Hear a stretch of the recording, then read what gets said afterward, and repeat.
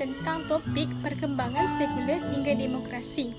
Okey, ada 7 perkara yang perlu kita fahami dengan lebih jelas, iaitu bagaimana pemikiran sekularisme ni berpindah ataupun bergerak ke demokrasi, pemikiran demokrasi.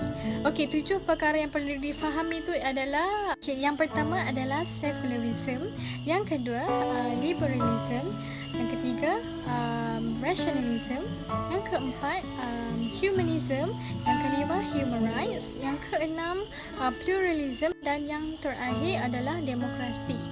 Okey. Mari kita selami dengan lebih lanjut tentang perkembangan sekular hingga demokrasi ini. Okey, yang pertama adalah secularism. Secularism ni adalah pemikiran yang menolak agama, memilih agama dalam bidang-bidang tertentu sahaja dan tidak suka kepada agama. Sekularis ni berasaskan pemisahan agama dari semua hal-hal duniawi. Mereka menolak peraturan-peraturan syariah dan lebih suka untuk menggunakan peraturan yang selain daripada peraturan syariah.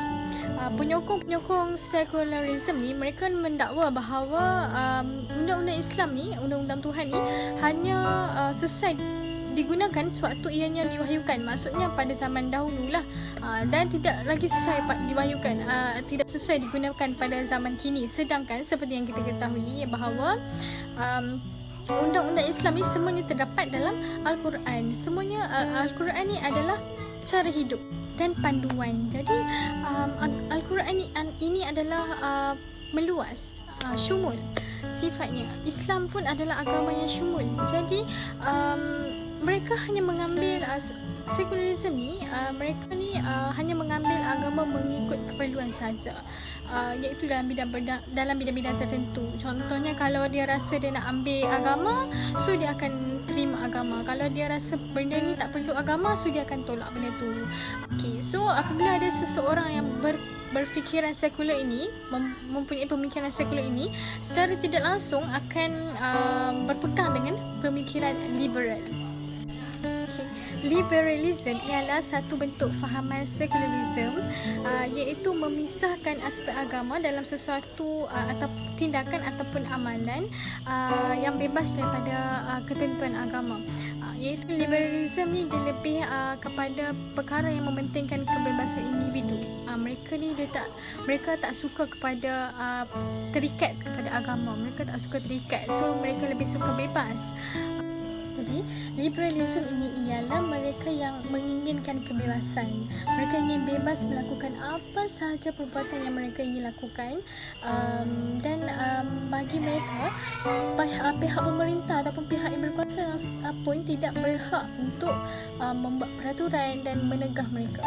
Jadi, perbuatan yang dilakukan oleh mereka ni hanya boleh disekat oleh undang-undang yang dibuat oleh mereka sendiri, dan mereka tak nak terikat langsung dengan peraturan agama. Jadi, mereka ni tidak dapat menerima konsep terikat tu, dan merasakan bahawa mereka juga mempunyai hak untuk memberikan pendapat, hak untuk bersuara, dan mereka menginginkan kebebasan. Jadi mereka mengatakan bahawa dalam sesebuah agama ni tidak boleh ada paksaan, dan jadi mereka bebas untuk memilih sama ada mereka mahu mengambil agama ataupun tidak. Jika seseorang mempunyai pemikiran liberal dan menginginkan kebebasan, jadi ia secara tak langsung akan membawa kepada pemikiran rasionalis. Rasionalis ialah keutamaan menggunakan akal, dan ini bermaksud bahawa penggunaan akal semata-mata dalam mencari dan mencapai sesuatu matlamat, kepentingan dan manfaat tanpa menggunakan kekuatan yang lain. Maksudnya mereka ni berpegang kepada akal fikiran dan meletakkan wahyu ni sebagai panduan yang kedua. Sedangkan dalam Islam, wahyu ni adalah panduan yang utama. Jadi mereka meletakkan logik atau fikiran tu dan menolak perkara yang di luar fikiran, yang tidak boleh diterima oleh akal fikiran. Jadi apabila mereka ni berpegang dengan konsep rasionalisme ni, yang iaitu hanya menggunakan akal semata-mata, logik akal semata-mata dan hanya mementingkan hak kemanusiaan, jadi akan membawa kepada pemikiran humanisme. Humanisme ialah mereka yang mementingkan aspek manusia. Mereka ni tak memikirkan langsung tentang syurga neraka, dosa pahala, serta mereka ni menolak aspek wahyu dan mereka hanya menerima daripada aspek akal. Okay, jadi orang yang berfikiran humanisme ni sebenarnya mereka ni keliru antara keinginan dan hak. Iaitu hak ni adalah perkara yang perlu ditegaskan, manakala keinginan ni adalah sesuatu hakikat yang hak yang hakikatnya adalah satu keinginan.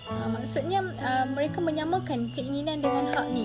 Okey, sebagai contoh, hak yang perlu ditegaskan adalah nafkah kepada isteri. Okey, hak sebagai isteri untuk mendapat nafkah daripada suami, dan tanggungjawab suami adalah memberi nafkah kepada isteri. Yang tu adalah hak. Manakala hak yang berasaskan keinginan adalah sebagai contoh, mereka menganggap bahawa menukar jantina juga adalah hak.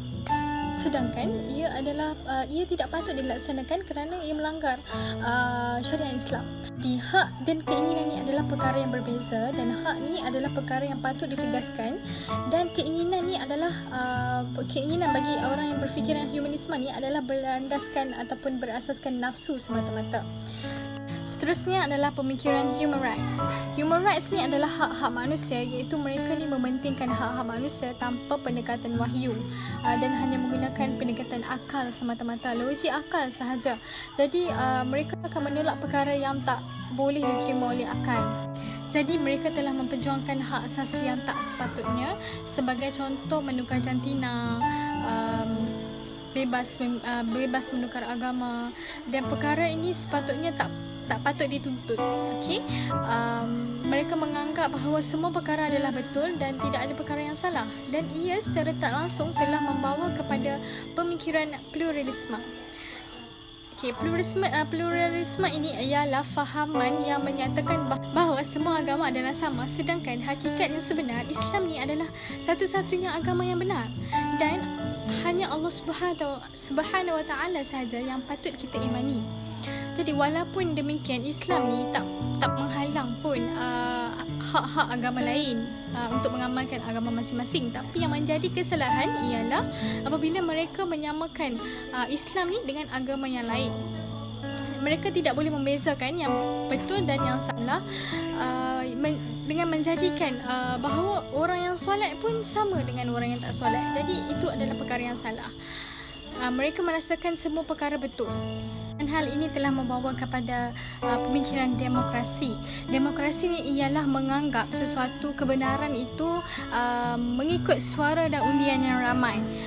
Bermaksud jika undian ataupun suara ataupun perkara yang disuarakan itu mendapat undian ramai yang setuju, so mereka akan merasakan itu adalah perkara yang betul. Dan sebaliknya, jika sesuatu undian ataupun sesuatu perkara itu tidak ramai yang setuju, tidak mendapat undian ramai, mereka akan merasakan benda itu salah. Jadi sebagai contoh, kalau mereka ramai yang bersetuju untuk bahawa menukar jantina itu adalah perkara yang betul, jadi mereka akan menganggap bahawa itu adalah benar.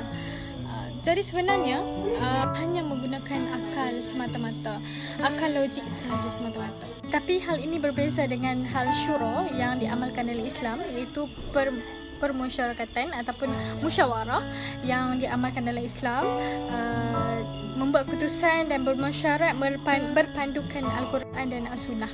Dalam sebuah hadis, sabda Rasulullah sallallahu alaihi wasallam, aku telah tinggalkan kepada kamu dua perkara, jika kamu berpegang kepadanya, kamu tidak akan tersesat selama-lamanya, iaitu berpegang kepada Al-Quran dan As-Sunnah. Jadi kita sebagai umat Islam sangat-sangat perlu untuk wajib untuk berpegang kepada Al-Quran dan As-Sunnah, supaya hidup kita ni terpandu, hidup kita ni tak sesat, dan kita melakukan perkara yang diridai oleh Allah Subhanahu Wa Taala. Sekian, terima kasih. Setakat ini sahaja perkongsian saya pada hari ini. Segala yang baik daripada Allah Subhanahu Wa Taala dan segala yang buruk daripada diri saya sendiri. Sekian, wabillahi taufiq wal hidayah. Assalamualaikum warahmatullahi wabarakatuh.